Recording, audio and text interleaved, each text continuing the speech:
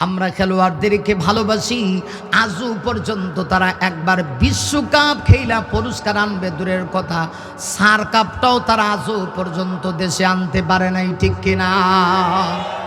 বিশ্বকাপ সার কাপে আনতে পারে না। ওয়াজ করতাম বুঝতেছি না, খালি ময়দানে পল্টন ময়দানের ওয়াজ খালি ময়দান হইব। অসুবিধা হইতেছে, অসুবিধা হইতেছে কাকু, অসুবিধা হইলে আমার ডাবল সুবিধা, যাইতাম গা। আহারে কোরআনের বাগিরা সারা পৃথিবীতে বাংলাদেশের মানকে উজ্জ্বল করেছে। এক নাজমুস সাকিব ৭০টা রাষ্ট্রে ১ নাম্বার হয়ে বাংলাদেশে পুরস্কার আনলো। হাফেজ সালেহ আহমদ তাকরিম ছোট্ট ছেলে, কিউট ছেলে, দেখলে বোঝা যায় জান্নাত থেকে নেমে আসছে।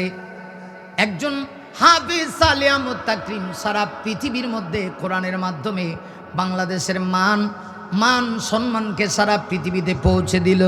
কিন্তু দুঃখজনক হলে সত্য, আজকে আমরা কপাল পোড়া, কোরআন ওয়ালাদেরকে চিনতে পারি না, আলেমদেরকে চিনতে পারি না, সম্মান দিতে পারি না। ইলমে ওয়াহির দ্বারক বাহক যারা আছে তাদেরকে সম্মান ইজ্জত দিতে পারি না। তাহলে বোঝা গেল ইলমে ওয়াহির শিক্ষা আর দুনিয়ার শিক্ষা এক সমান না। আর কোরআনের দ্বারক বাহক হয়ে যখন আপনি সত্য কথা বলবেন, নবীর যুগেও ইসলাম বিদ্বেষীরা আমার নবীজির বিরোধিতা করেছে, আজও কোরআনের কথা বললে কিছু বেঈমান বিরোধিতা করবে, কথা কোন ঠিক কিনা? আমার নবীজি ৪০টা দিন হারা গুহায় ইতিকাফি পার করলেন, আল্লাহ ধ্যানে মগ্ন হয়ে আমার নবীজি সময় পার করলেন। একেবারে সহজ কথা, আমার নবীজি দুনিয়া থেকে সম্পূর্ণ আলাদা, দুনিয়ার কোনো কিছুর সাথে আমার নবীর সম্পর্ক নাই, একমাত্র আমার আল্লাহর সঙ্গে।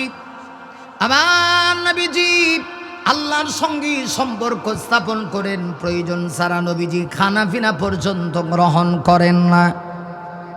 আমার নবীজির কাছে এই ৪০ দিন প্রত্যেক দিন দৈনন্দিন ২ বার আমার নবীজির প্রথম স্ত্রী আপনার আমার আম্মা জান খাদিজাতুল কুবরা রাদিয়াল্লাহু আনহা আমার নবীজির কাছে ২ বার খানা নিয়ে হাজির হন।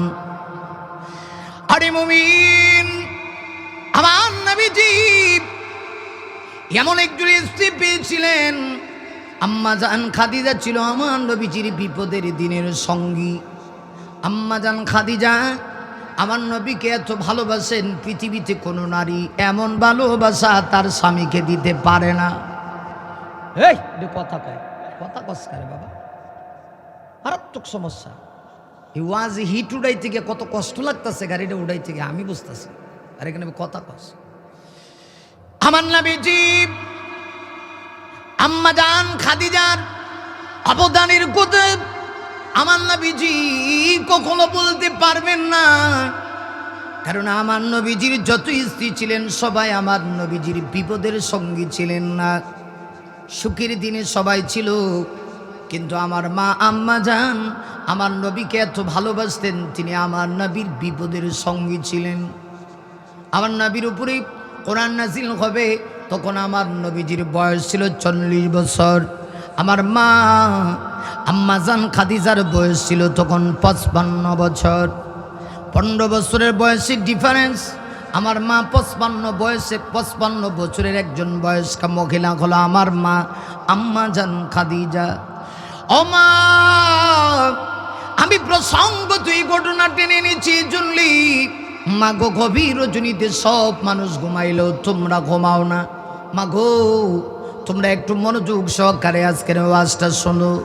আমার মার বয়স বেশি হওয়ার পরেও ৫৫ বছরের একজন বয়স্কা মহিলা, স্বামীর প্রতি এত ভালোবাসা, সুদূর সেই মক্কা থেকে পাহাড়ি আঁকাবাঁকা রাস্তা অতিক্রম করে প্রতিদিন ২ বার আমার মা আম্মা জান খাদিজা আমার নবীজির জন্যে হেঁটে হেঁটে কষ্ট করে খানা নিয়ে যায়। সুবহানাল্লাহ কোন। আমার নবীজি শুধুমাত্র খানা গ্রহণ করেন, আর অবশিষ্ট কোনো কিছু আমার নবীজির কাছে ভালো লাগে না। মুমিনলে খেয়াল করুক, এইভাবে করে ৪০টা দিন চলে গেলাম। ৪০ দিন চলে যাওয়ার পরে রাহমাতুল্লিল আলামিনের কাছে হযরত জিবরিল আগমন করলেন। জিবরিল আগমন করি পবিত্র কোরআন শরীফের সর্বপ্রথম সূরা যেটা নাজিল হয়েছে, সূরার নাম হলো সূরা আলাক। সূরা আলাকের প্রথম 5টা আয়াত হযরত জিবরিল নিয়ে আসলেন। এসে হযরত জিবরিল আবার আপনার নবীর সামনে দাঁড়ায়া বলতেছেন, ইকরা, নবী গো আপনি পড়ুন। নবী জবাব দিয়া বলেন, মা আনা বিকারিন, আমি পড়তে জানি না। হযরত জিবরিল আবার বলেন, ইকরা, নবী গো আপনি পড়ুন। রাসূল বলেন, মা আনা বিকারিন, না না না আমি পড়তে জানি না। হযরত জিবরিল তৃতীয়বার আবার আমার আপনার নবীকে ডাক দিয়া বলেন, ইকরা বিসমি রাব্বিকাল্লাযী খালাক। হযরত জিবরিল বলে, ও নবীজি আপনি পড়ুন আপনার প্রভুর নামে যিনি আপনাকে সৃষ্টি করেছেন। এই কথা বলে হযরত জিবরিল তার 2 হাত দিয়া ধরে আমার নবীজির সিনার সাথে তার সিনাটা মিলায়া বুকে এমন একটা সজোরে চাপ দিলেন। চাপ দিতে দেরি হয়েছে, আল্লাহর নবীর জবান থেকে কোরআনের তেলাওয়াত জারি হতে দেরি হয় নাই। আল্লাহু আকবার। শান্তি কেমনে পাইবেন? আর ভালো মানুষের কাছে দিলে দেশের জনগণ সে মনে করবে আমানত। কথা কোন ঠিক কেনা? ভাইরা আমার দেশের ভিতরে বলছিলাম 3 জন সাকিব আছে। একজন সাকিব যখন মাঠে নামে তখন দেখবেন মাকামাকি শুরু হয়। আরেকজন খেলাত নামলে হাঁকাহাঁকি মানে চিল্লা চিল্লি, মার সক্কা। কথা কন না কেন? আর আরেকজন কোরআনের সাকিব আছে, আপনাদের ময়মনসিংহের সন্তান, নাম হলো নাজমুস সাকিব, বিশ্ববিখ্যাত কোরআনের হাফিজ। এরা হলো কোরআনের তারকা। হাফেজ সালেহ আহমদ তাকরিম, এরা হলো কোরআনের তারকা। আল্লাহর কসম করে বলি, আমরা খেলোয়াড়দেরকে ভালোবাসি। আজও পর্যন্ত তারা একবার বিশ্বকাপ খেলা পুরস্কার আনবে দূরের কথা, সার কাপটাও তারা আজও পর্যন্ত দেশে আনতে পারে নাই। ঠিক কিনা? বিশ্বকাপ সার কাপে আনতে পারে না। ওয়াজ করতাম বুঝতেছি না, খালি ময়দানে, পল্টন ময়দানের ওয়াজ খালি ময়দান হইব। অসুবিধা হইতেছে, অসুবিধা হইতেছে কাকু। অসুবিধা হইলে আমার ডাবল সুবিধা, যাইতাম গা। আরে কোরআনের পাখিরা সারা পৃথিবীতে বাংলাদেশের মানকে উজ্জ্বল করেছে। এক নাজমুস সাকিব 70টা রাষ্ট্রে 1 নাম্বার হয়ে বাংলাদেশে পুরস্কার আনলো। হাফেজ সালেহ আহমদ তাকরিম ছোট্ট ছেলে, কিউট ছেলে, দেখলে বোঝা যায় জান্নাত থেকে নেমে আসছে। একজন হাফেজ সালেহ আহমদ তাকরিম সারা পৃথিবীর মধ্যে কোরআনের মাধ্যমে বাংলাদেশের মান সম্মানকে সারা পৃথিবীতে পৌঁছে দিল। কিন্তু দুঃখজনক হলে সত্য, আজকে আমরা কপাল পোড়া, কোরআনওয়ালাদেরকে চিনতে পারি না, আলেমদেরকে চিনতে পারি না, সম্মান দিতে পারি না। ইলমে ওয়াহির দ্বারক বাহক যারা আছে তাদেরকে সম্মান ইজ্জত দিতে পারি না। তাহলে বোঝা গেল ইলমে ওয়াহির শিক্ষা আর দুনিয়ার শিক্ষা এক সমান না। আর কোরআনের দ্বারক বাহক হয়ে যখন আপনি সত্য কথা বলবেন, নবীর যুগেও ইসলাম বিদ্বেষীরা আমার নবীজির বিরোধিতা করেছে। আজও কোরআনের কথা বললে কিছু বেঈমান বিরোধিতা করবে। কথা কোন ঠিক কিনা? সত্যের পক্ষে গান গাই বলে আমি বিদ্রোহী, সত্যের পথে ডাকি বলে আমি বিপ্লবী। ঠিক না? সত্যের পক্ষে গান গাই বলে আমি বিদ্রোহী, সত্যের পথে ডাকি বলে আমি বিপ্লবী। কোরআনের কথা বলি তাই বলে আমাকে মৌলবাদী, জিহাদের কথা বলি তাই বলে আমাকে জঙ্গিবাদী। আমি বিদ্রোহী, বিপ্লবী, মৌলবাদী, কেন জঙ্গিবাদী? ঠিক না? জন্মের পরে কানে আজান কি দিনি, তুমি মৌলবাদী ছাড়া হওনি। কথা কম আওয়াজ লাগবো তো বাবা। আবার মরণের পরই জানাজা পড়াবি, আবার মরণের পরই জানাজা পড়াবি, তখন কোথায় পালিয়ে যাবি? আমি বিদ্রোহী, বিপ্লবী, মৌলবাদী, কেন জঙ্গিবাদী? ঠিক না? সত্য কথা বললে আমাকে বিদ্রোহী বলে, সত্য কথা বললে আমাকে বিপ্লবী বলে, সত্য কথা বললে আমাকে জঙ্গিবাদী বলে, সত্য কথা বললে আমাকে উগ্রবাদী বলে। এটা এই যুগে না, নবীর যুগ থেকে ছিল।